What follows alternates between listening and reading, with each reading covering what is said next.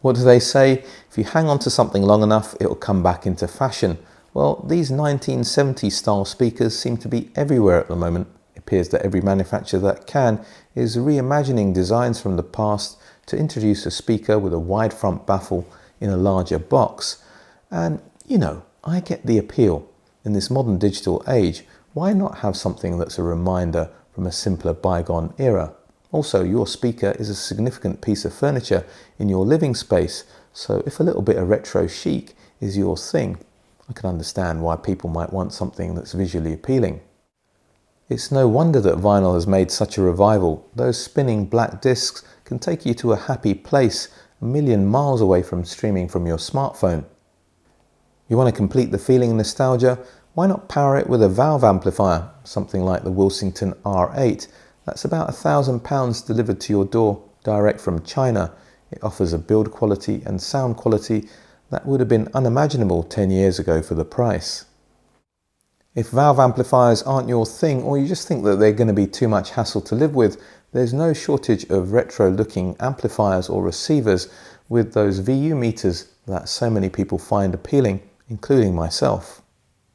Let's get back to speakers. There's a reason why manufacturers moved away from these old-fashioned designs with wide front baffles. Technical reasons that relate to sound quality, which I'll talk about later on in this video.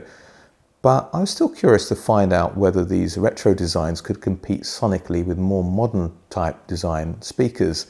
And when I was talking to the distributor from Accuphase, I just reviewed the E-280, and he mentioned that Fyne audio speakers work really well with Accuphase amplifiers. I got in touch with the guys that I know at Fyne Audio.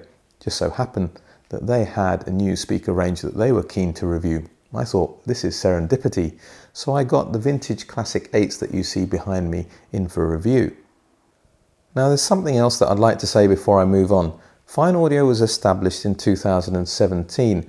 So before the keyboard warriors get all busy and start typing away saying that they have no right to produce a 1970s style speaker because they didn't exist back then, I'd like to remind them of where Fyne Audio came from.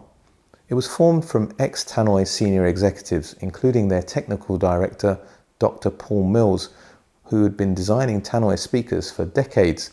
The sales director and other senior executives from Tannoy also came over when Fyne Audio was formed. Over 200 years of industry experience. So I think they have as much right to be in this space as anybody else, especially as they don't claim that it's a rehash of an old speaker.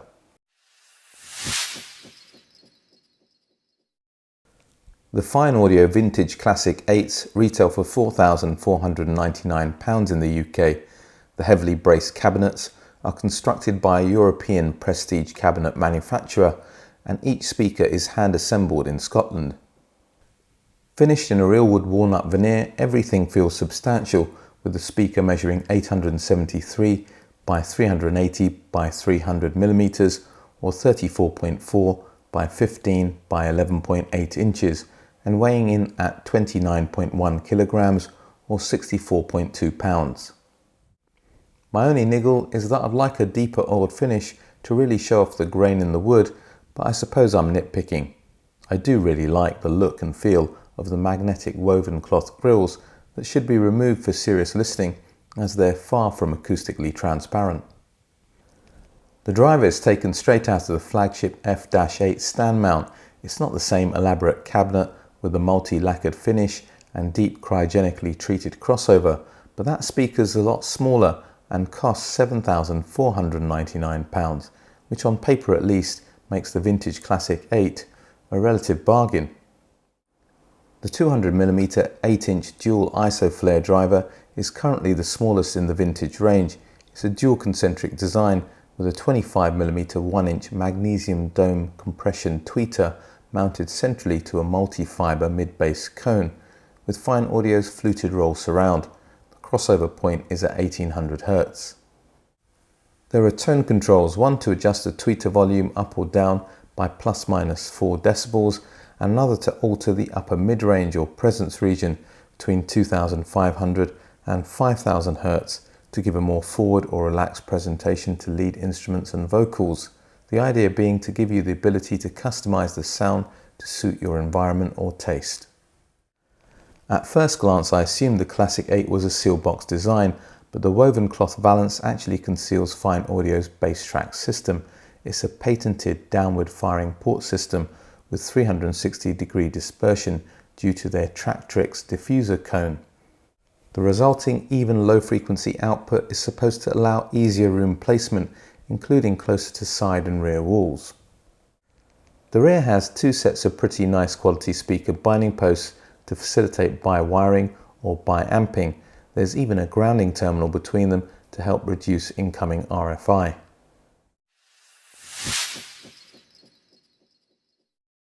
Apologies for the changing light conditions. I had to take a break from filming. Something urgent came up that I had to deal with. About 3 weeks ago, I started critical listening tests on the Classic 8s, and after a couple of hours, my missus came into the room and she was over there in the kitchen area. That's about 7, maybe 8 meters away from the speakers, and she commented almost immediately that these speakers sound really good. And something you have to understand about my wife is that she's not an audiophile. She can't describe sound in the ways that I can, but she's equally as passionate about music and cares about how it sounds. That's perhaps the reason why she allows me to indulge in this hobby so much. And what she was picking up on was the excellent off-axis performance. Normally, as you go further away from speakers or left and right, the sound degrades noticeably in terms of tonality and clarity. Not so much the case with the Classic 8s. Now, this is partly down to the fact that they are a dual concentric design with the tweeter mounted inside the woofer. It's designed properly. To some extent, that is what you'd expect. But I've heard other dual concentric designs, and nothing's been quite as good in this particular regard as the Classic 8s. I said right at the beginning of the video, there can be a problem with wide front baffle speakers. A lot of sound reflects off the front surface, and when it gets to the edges, the diffraction can have a nasty time smearing effect. The impact is normally in terms of clarity, reduced soundstage and imprecise imaging. I have to say, when it comes to soundstage width and imaging, this speaker does remarkably well for a box this size. And again, I'd have to probably put this down to the design. That compression tweeter sitting in a waveguide, effectively the mid-woofer cone acts as a waveguide, and that makes it more directional. It's throwing out more sound forwards than it is sideways. That's going to impact on off-axis performance, but it's also going to mean that those edge diffraction issues become less prominent. The Classic 8 isn't the most dynamic speaker when it comes to reproducing bass, and yet again this is a trade-off of the design. The dual concentric design has to share its motor structure between the tweeter and the mid-woofer and won't produce the same bass output that you get from a dedicated mid-woofer. The bass that is on offer is well extended. I think officially the -6 dB in-room response is at 30 Hz, which is pretty good for a speaker of this size. But there's certainly speakers out there that are going to produce a lot more bass authority than this, given the size of the box. And the definition of the bass is what I'd consider reasonable, not exceptional, for this class. My main criticism of the Classic 8s will be the overall levels of resolution. Notes stop and start quicker on my Parac Response 1 SCs, which makes them able to unearth more fine timbral information. But I have no such complaint about the high frequencies, which are delivered with all the top-end extension and sophistication that you can expect. And this is where the tone controls come in really handy. You can adjust that tweeter upwards or downwards to make it brighter or darker to adjust for your room, your partnering equipment or personal taste. And that mid-range adjustment in the presence region is also really handy to make it more forward or aggressive sounding or more laid back. Ultimately, this is a horn speaker, so it projects sound in line with the speakers and forwards, but there is reasonable layering within those limitations. And that brings me on to the real joy of owning the Classic 8s. There's a blend of warmth and excitement that brings life into the music that I've only experienced from horn speakers that are well designed. It's that fun element that reminds me of the Triangle 40th Anniversary Comet speakers that retail for £1,500, but the Fyne Audio Classic 8s up the performance in all regards. It's not easy to compare it to a conventional box speaker because the presentation is so different, but I'll have a go. The Graham Audio LS6Fs at £3,333 offer more detail and better bass definition, but also sonically safer. The ATC SEM40s at £4,200 up the game considerably when it comes to sonic engagement. thanks to a thumping, well-defined bass, rich, detailed mid-range, but are a little bit dark on top.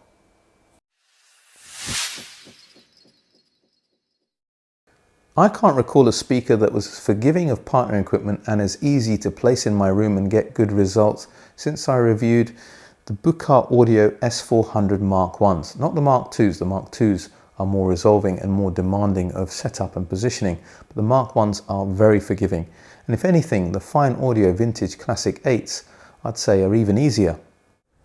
The fireplace and various pieces of furniture prevent me from true close-to-wall placement, but I wound up with the Classic 8s pushed back as much as possible to get a bit more bass, but for once, not at the expense of clarity. I got these speakers in upon the recommendation of the UK Accuphase distributor. I can see why he made that pairing.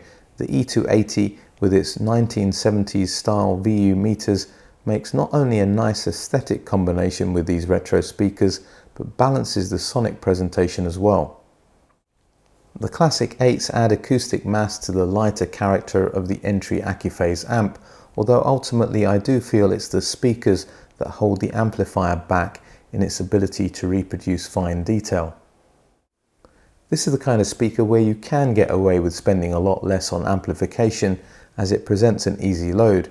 Switching to my reference solid state amplifier below £2,000, the Exposure 2510 didn't disappoint, a good match with clarity and refinement clearly on display. Horns and tubes can be a pairing made in heaven, so out came the Wilsington R8 with upgraded Fyne tubes.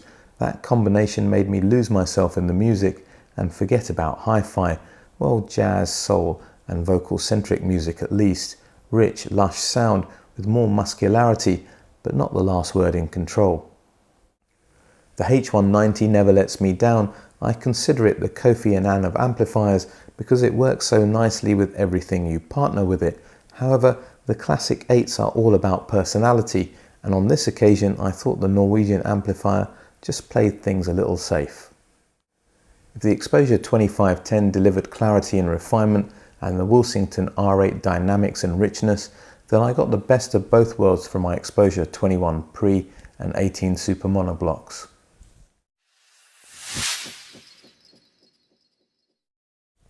In an era where not only manufacturing but entire brands are shifting overseas, British speaker building seems to be in good hands with the likes of Fyne Audio.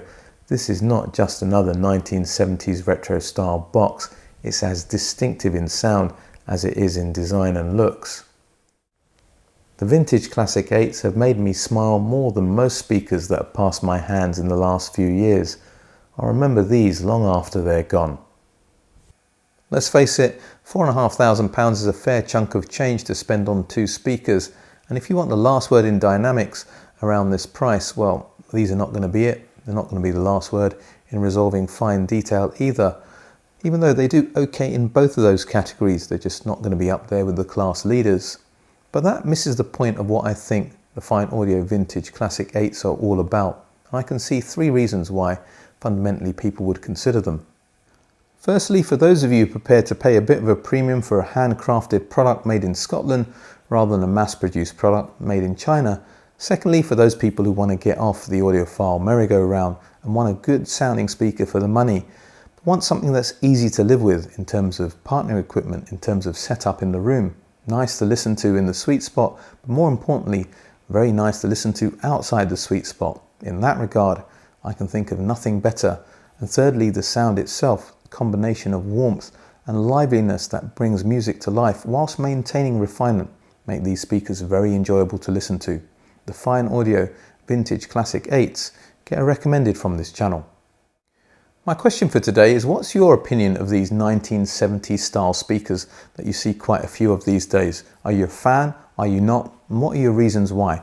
Please share that in the comments section. All that remains for me to say is, if you like this video, if you like what I'm doing with this channel, you want to see it grow and you haven't done so already, please like, share, subscribe, hit the bell notification.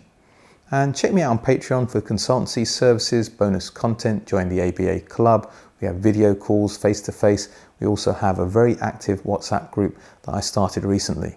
But for today, for now, a British audiophile signing off.